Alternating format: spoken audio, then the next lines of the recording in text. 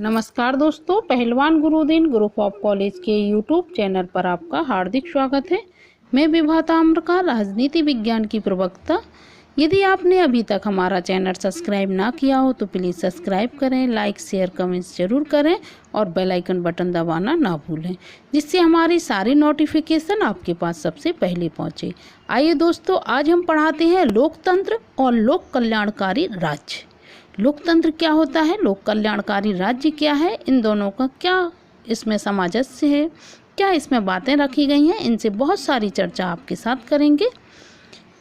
तो क्या है, कुछ व्यक्तियों तथा विशेषतः व्यक्तिवादी विचारकों का मत है कि लोक कल्याण की प्रवृत्ति लोकतंत्र के लिए घातक है। उनका विचार यह है कि लोकतंत्र अधिकाधिक व्यक्तिगत स्वतंत्रता पर बल देता है, लेकिन लोक कल्याणकारी राज्य अपने कार्यक्षेत्र में बहुत अधिक वृद्धि कर व्यक्ति की स्वतंत्रता को आघात पहुंचाता है। लोक कल्याणकारी राज्य व्यक्तियों की पहल, आत्मनिर्भरता और आत्मविश्वास को आघात पहुंचाता है। वे प्रत्येक बात के संबंध में राज्य की ओर देखने लगते हैं और उनकी स्थिति दासों की जैसी होती है। उनका कथन है कि एक लोक कल्याणकारी और सर्वाधिकारवादी या साम्यवादी राज्य में कोई विशेष अंतर नहीं होता है। लोक कल्याणकारी राज्य द्वारा भी अपने कार्यक्षेत्र का अत्यधिक विस्तार किया जाता है। जनहित के नाम पर जनता पर भारी कर लगाए जाते हैं।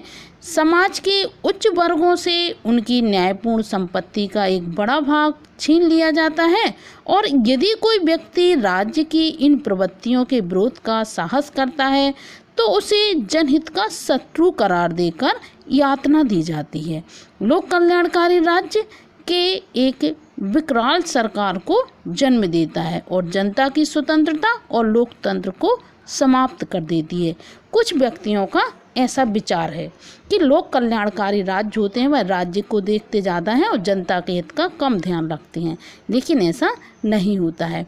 लोकतंत्र और लोक कल्याण की प्रवृत्ति के पारस्परिक संबंधों के विषय में अपनाया गया उपयुक्त दृष्टिकोण सही नहीं है।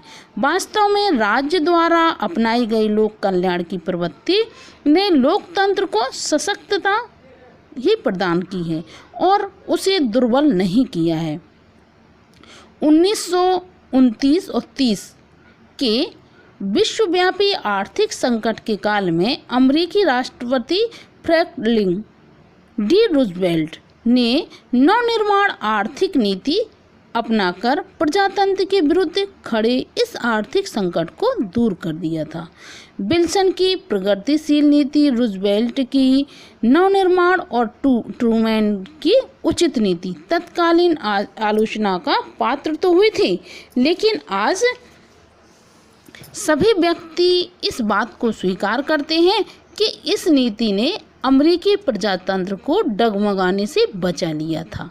इसी प्रकार ब्रिटेन और पश्चिमी यूरोप के अन्य राज्यों द्वारा 19वीं सदी में यद्भव्य की नीति अपनाई गई थी। कहाँ? ब्रिटेन और पश्चिमी यूरोप के राज्यों में 19वीं सदी में यद्भव्यतम की नीति अपनाई गई थी, लेकिन इस नीति के परिणाम स्वरूप समाज के निम्न वर्ग, श्रमिक और कृषक वर्ग, निम्न वर्ग में क्या आ जाएगा? श्रमिक वर्ग और कृषक वर्ग की स्थिति दयनीय हो गई थी। श्रमिक वर्ग में असंतोष उग्र से उग्रतर होने लगा और प्रथम विश्व युद्ध के अंत तक यह आशंका होने लगी थी कि ये राज्य समाजवाद के प्रभाव में चले जाएंगी।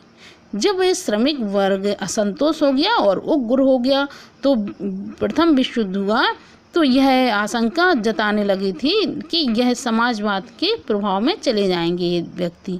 लेकिन इन राज्यों की सरकारों ने फैक्ट्री कानून और सर्वसाधारण जनता के कल्याण की अन्य अनेक योजनाएं अपनाकर श्रमिक वर्ग के असंतोष को कम करने में सफलता प्राप्त की थी। इसके बाद कई फैक्ट्री लगाई गई, कई कानून ऐसे बनाए गए कि श्रमिक वर्ग जो असंतोष उसमें था उसमें बहुत कुछ फिर सफलता प्राप्त हुई थी। वर्तमान समय में अमेरिका और पश्चिमी यूरोप के इन राज्यों के अंतर्गत सामाजिक योजनाएं कृषि उत्पादक वस्तुओं को कीमत की सहायता, निःशुल्क शिक्षा और चिकित्सा की व्यवस्था, आवास की व्यवस्था, श्रम कल्याण योजनाएं, प्राकृतिक जो साधन होते हैं, साधनों के विकास और बेकारी, बीमारी तथा बुढ़ापे से सुरक्षा आदि कार्य किए जा रहे हैं। लोक कल्याणकारी जो राज्य होते हैं वे लोकतंत्र के लिए कल्याण की व्यवस्था करते हैं और ये नियम बनाते हैं। जैसे अमेरिकी और पश्चिमी यूरोप के जो राज्य हैं उनके अंतर्गत जो सामाजिक योजनाएं हैं, सामाजिक सुरक्षा योजनाएं हैं, जैसे कृषि के उत्पादन के साधन हुए, उनकी कीमतों में सहायता हुई, शिक्षा निःशुल्क कर दी, चिकित्सा भी, हर चीज़ में, आवास, जैसे अभी लोक कल्याण के लिए भारत के प्रधानमंत्री द्वारा आवासों की व्यवस्था की जा रही है। तो इन सारे साधन जुटा दिए गए थे और ये साम्यवाद इन राज्यों में अपना प्रभाव स्थापित कर रहा था। लोक कल्याणकारी योजनाओं के कारण ही साम्यवाद इन राज्यों में अपना प्रभाव स्थापित नहीं कर सका। इस प्रकार लोक कल्याण की प्रवृत्ति ने इन बदलती हुई परिस्थितियों में लोकतंत्र के रक्षक के रूप में कार्य किया, लेकिन लोक कल्याणकारी राज्य इसमें सफल रहे। लोकतंत्र के लिए ऐसे कार्य किए कि इनमें जनता को अधिक से अधिक सुविधा दी गई और एक लोक कल्याणकारी राज्य घोषित हुए। जहाँ तक भारत तथा अफ्रीका और एशिया के 9 लोकतंत्रों का संबंध है, तो लोक कल्याणकारी राज्य की प्रवृत्ति इनकी एकमात्र जीवनदायिनी शक्ति कही जा सकती है।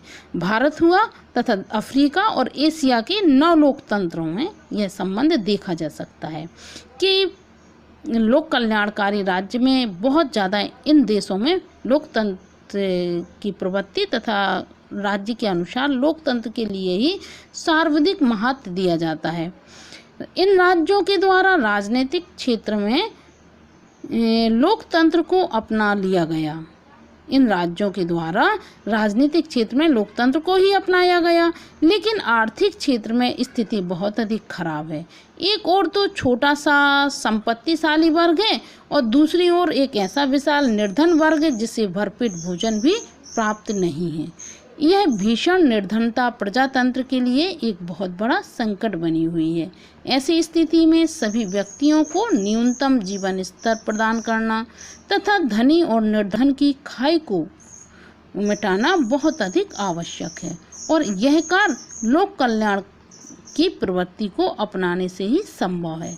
लोक कल्याणकारी राज्य अधिक देशों में होना चाहिए, जिससे ये गरीबी, अमीरी और धनी और निर्धनता का भेद मिट सके, इसकी खाई मिट सके। भारत आदि राज्यों के द्वारा यही किया गया है। भारत और बहुत सारे ऐसे देश हैं जहां लोक कल्याणकारी राज्य का ही समर्थन किया जाता है। वास्तव में लोकतंत्र और कल्याणकारी राज्य परस्पर विरोधी नहीं वरन एक दूसरे के पूरक हैं। इन्हें विरोधी ना समझा जाए, जबकि एक दूसरे के पूरक हैं।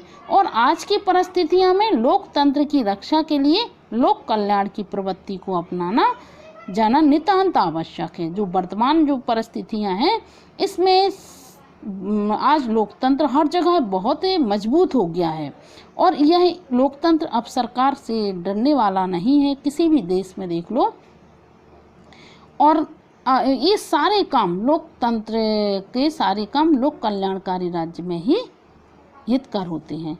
तो आशा करती हूँ दोस्तों कि ये लोकतंत्र और लोक कल्याणकारी भी राज्य आपको समझ में आया होगा। धन्यवाद।